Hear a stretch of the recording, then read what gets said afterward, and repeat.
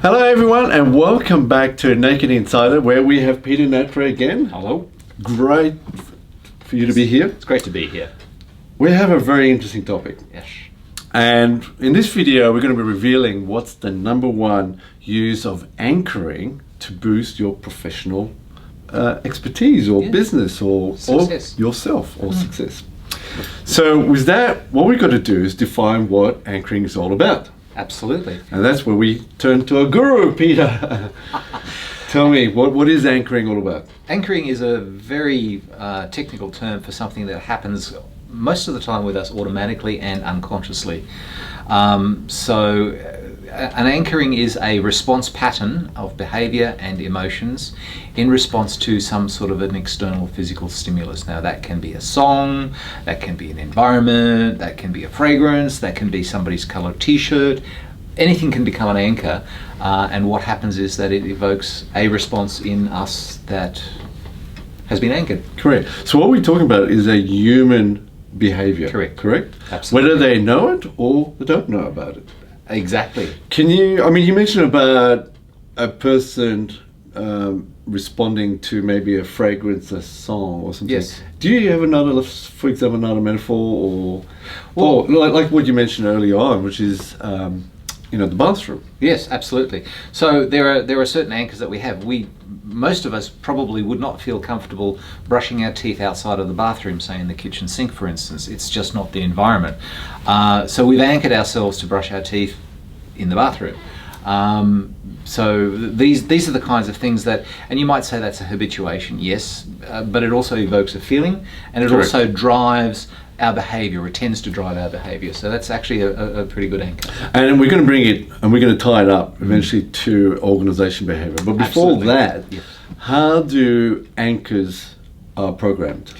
Anchors are programmed by an external event coupled with an emotional input as well too. Best way to describe that is if, for instance, you're driving down the highway and at one point a kangaroo jumps out at you and you hit the brakes and you have a near miss and you have an emotional reaction.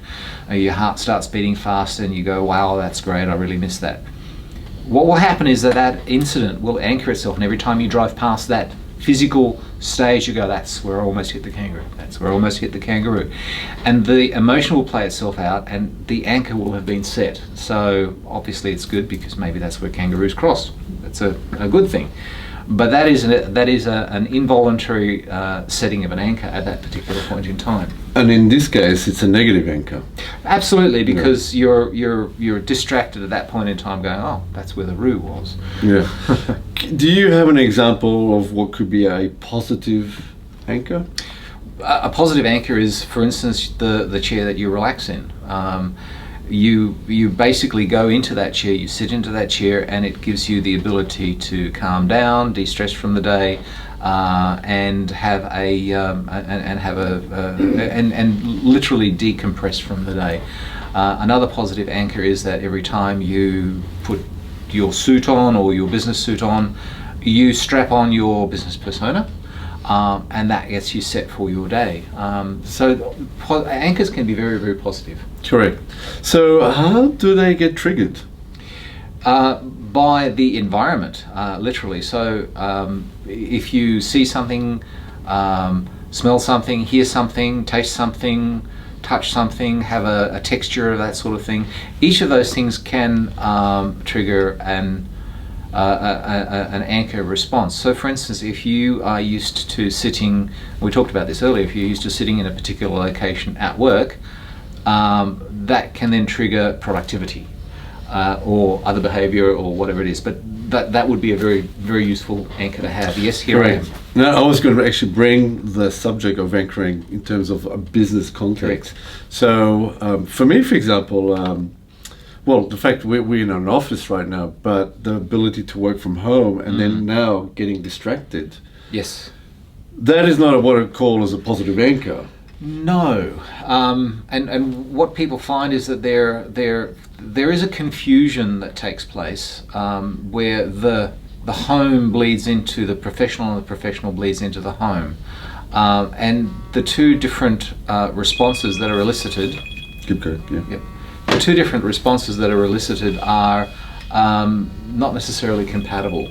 So there would be things that you want to that you want to express at work.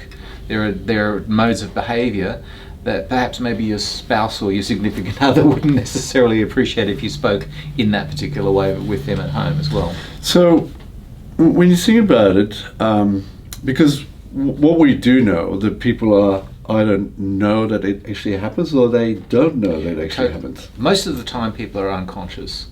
Unconscious of the fact that they're setting anchors all the time. So when I know of people that drive to work and they look for the boss's car, and the boss's car then creates an anticipation or an anxiety. So that particular vehicle creates an anchor which elicits a response, and that then sets the tone of the day for that person. Oh my gosh, I'm going to walk into this person. Oh, okay, correct. Here we go. Correct. And it could be any person. It could be maybe a person that they don't get on well Absolutely. with. Yes. Could be a person who's toxic. Could be a person who's bullying. And we talked about it in previous videos. Yes. But it's the environment that could set them off as It's well. the environment. Could be even the specific work that they may not even like being That's right. involved, That's or right. the team that they want. Yes. That could set them off. So what are the consequences then for the person as well as the organization? So we spoke earlier in another video about if you want to change behaviours, the quickest way that you change somebody's behaviour is you actually move their location. Correct. So they may be used to working at a particular location in a desk situation with the surroundings. If you move them to another location which they've not been before, you literally have a window of time where you can change the behaviour in that particular instance. So now all of a sudden, for instance, now that we're working from home, we're working remotely, we literally are changing our environment. Yes. So all of a sudden, all of those railroad tracks, as I call them, of productivity, all those railroad tracks of being able to focus on business, on the business at hand, now move into an environment where we're used to relaxing, playing with the kids or the dog, or getting creative, getting cooking going or something like that, creating fabulous meals. That is now the anchor that we have, and we're expected to do business there. Correct. So, and then all of a sudden we do business there, and then the experience of being at home changes as well too.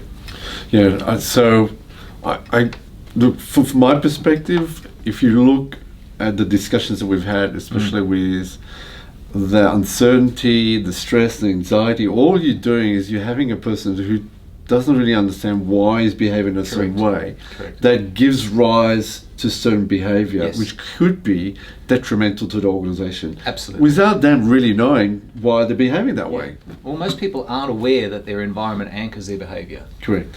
And by doing that, they're creating more anchors with different random responses or random attachments to them that create random types of behaviour. Yes. And one of the most obvious things would be, well, you know, people have become less attentive to detail or less inclined to knuckle down and focus when they're working remotely. Those sorts of things. Correct. So, what is then the number one secret to utilize anchoring so you can boost your success? So the thing is, being human, anchoring will happen. What we can do is to do it deliberately. And in another video we spoke about, if we are working from home, that we create a section of our place which is purely business. Yep. This is where we do our reports, this is where we do our work, this is where we do our teleconferences, this is where we literally focus in and do the business of doing our business. Yep.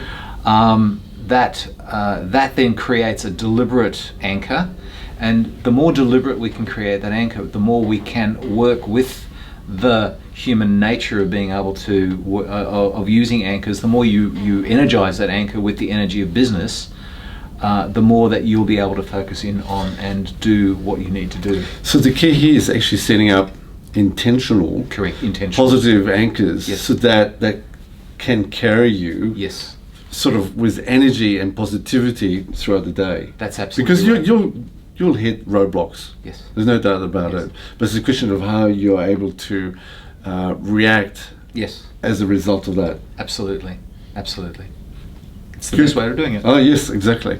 Well, I hope you liked this video. If you've got any comments, feel free to let us know. We'll be coming with another set of videos soon. Very good. Peter, thank you again. Thank you, boys. And thank you for watching, and stay tuned.